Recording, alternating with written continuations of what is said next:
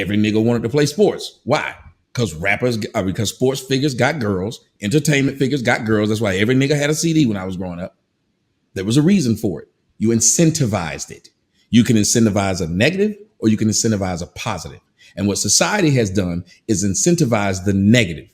So women get more by being babies' mamas than being wives. Don't believe me? You have a bigger party for a baby shower than a wedding shower, and you see more of them. Don't believe me? How many of y'all went to college? I did. How many of y'all got family members who went to jail? I do.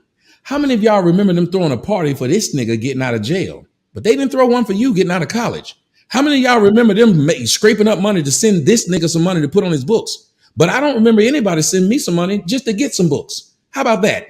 Somebody say your boy good. No, exactly. There's one issue. What you drinking, Tommy? You sound like you drinking some good shit over there, brother. Yeah, this that's big ass bottle of illicit. I don't know a girl about this shit, and it looked like shit. I thought you was drinking out of a cruise missile. I was like, what is that? Y'all thought it too. Y'all thought it too. There's one issue. I'm sorry, Jeopardy. What is a trunk party? What is a graduation party? What is a care package?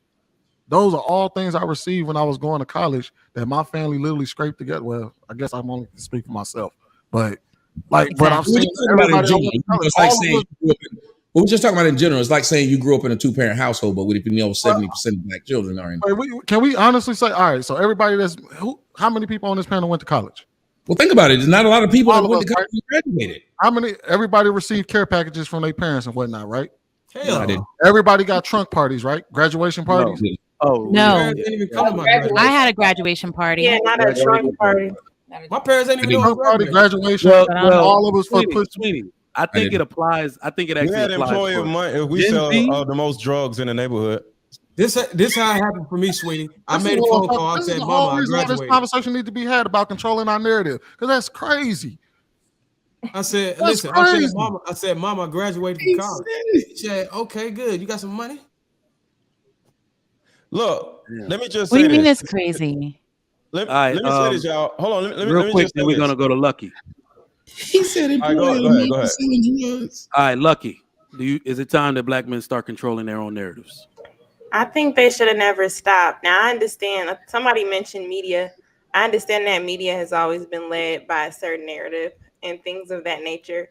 But just to make it simple, they absolutely should. I think that comes from image. I think the famous person that I've heard in this space get mentioned is Kevin Samuels. What he tried to do was help black men reclaim their image, starting off that way. So if we're talking about the narrative, only black men control their own narratives. If we can say things to put out there, I think the way that they represent themselves as a collective would be a lot louder than anything that we could say. We couldn't. I'm of the belief that if men did a better job controlling their own narratives, just from my generation, I wouldn't have been raised just hearing women say niggas ain't shit and men start to say it like, you know, I ain't shit. You know, men not shit.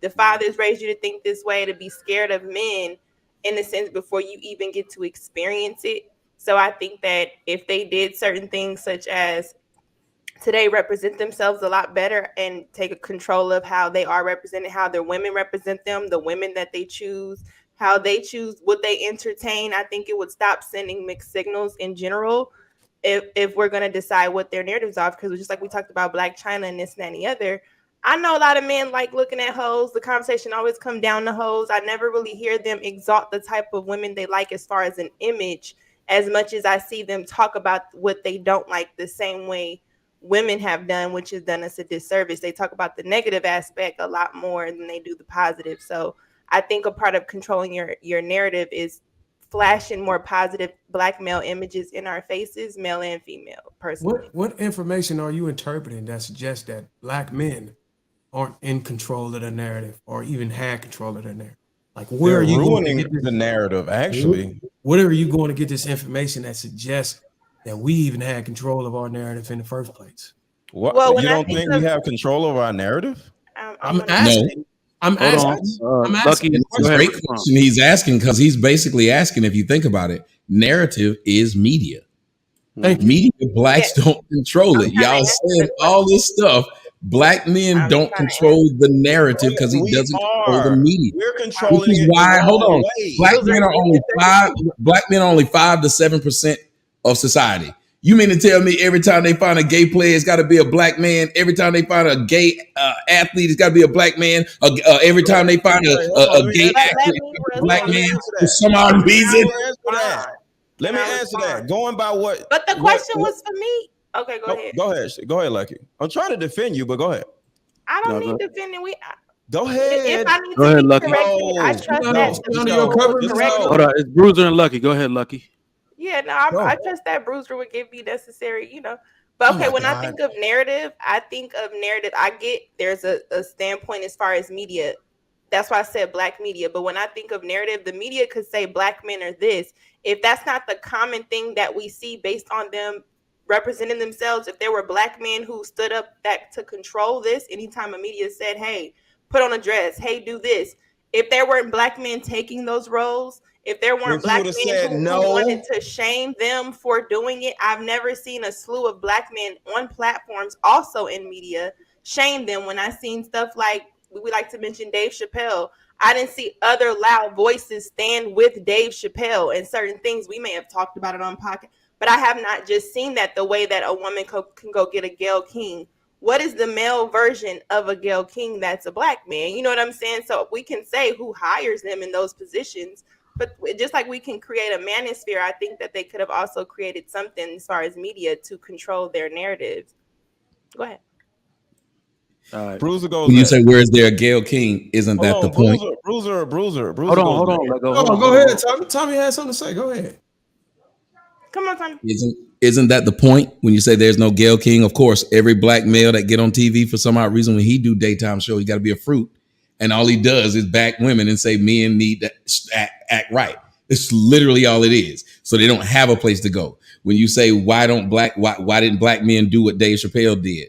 Well, you're young and you may not know what happened to Dave Chappelle. Yeah, that's the media portrayed him as crazy. There was no black men to stand up for him. They portrayed him as crazy, and he didn't get a chance to even say why he left until he came back. Somebody tell me if I'm lying.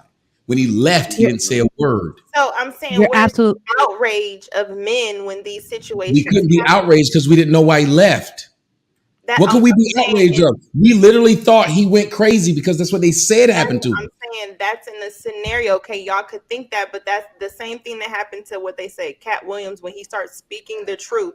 They say they change it and they. Dave Chappelle wasn't speaking the truth. He just went silent. No, he never said why until he came back. Everybody thought that the pressure of Hollywood made him run away from a deal of $55 million. He didn't say why he came back until he came back.